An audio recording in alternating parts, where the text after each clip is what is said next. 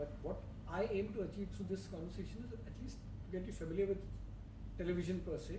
You've done a few TV interviews. I have done. You have I done have a few done. TV Yeah, interviews. but I have. So my issue is that I'm not a very camera friendly or a stage friendly person. Okay. So initial few minutes, You take time to just settle down a bit. I take time to settle down. Once the topic of discussion is on the subject matter, Then you are. then it's fine. Yeah. But initial few minutes, I mean, I would rather avoid it than do it. Oh. Is the kind of situation. It's not your first line of preference. Yeah, no, never. Actually, you're talking about wealth management. Now, this is also a very area where high sensitivity is also required. Also, it's a huge market that we talk about. Plus, there's immense competition from various banks. Where do you see ISEC positioned in this entire business? See, if you basically look at the whole landscape, you know, it can be sliced and diced in many different forms.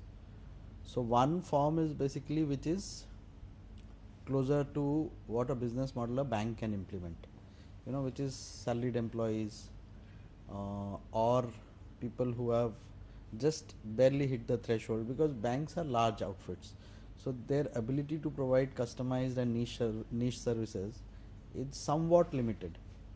So in the pure wealth management space, which is real high net worth, you really don't see a bank to be very strong, you know, because it's not a very high fee income business for them. Then second segment is these boutique houses, okay, which could be your MNCs or Indian boutique houses. The challenge they face is that they don't have the distribution might or the brand capital to attract clients beyond the top 3-4 cities. So ISEC, you know, not by any sense of design, but purely by chance, is very nicely positioned between these two, because it carries the brand of ICICI. So when you go to Coimbatore, you know, you are recognized, but you are not in the bank, you are sitting outside, so you have the flexibility to provide customized solutions. So the combination of these two actually makes us stick very well. So we are able to go beyond the top 5 cities, which is the, you know, limitation of our so-called MNC or boutique houses, and we are able to provide customized solution to the clients, which banking outfits are unable to provide. So it's by chance, as you say. But It's by chance. Had it been by design, what Sir, would you have? no, it's by chance that ISEC is positioned there, but it was our sense that we saw this. So when we mapped out for this business, we started about 4 years back, and we are larger than most of the banks today. Because when we, you know, put the strength, weakness, opportunity, threat chart, we clearly saw that this pocket of opportunity is sitting for us.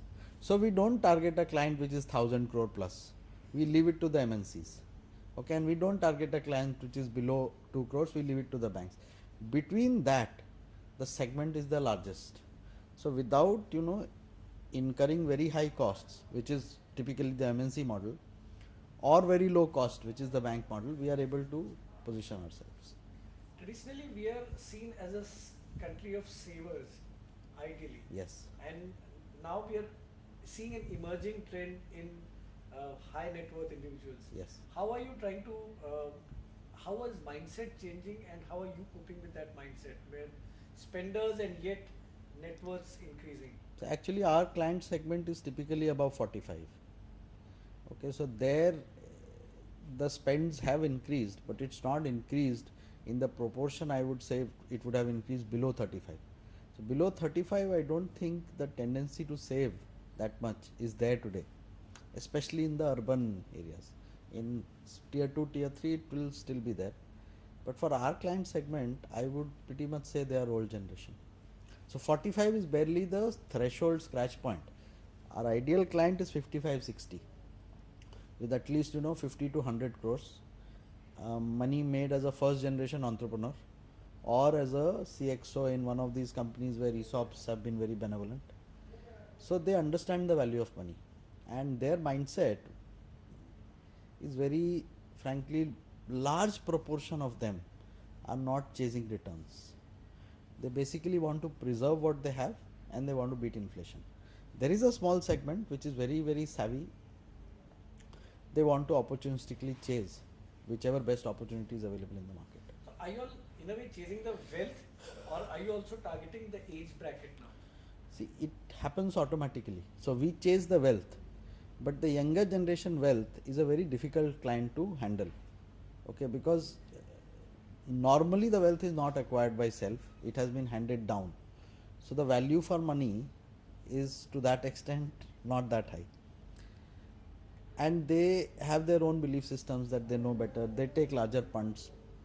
So over a period of time we have seen our business is drifting towards the typical 45-50 plus bracket, and whichever clients I have met personally, the larger ones, they are okay with inflation plus 2%.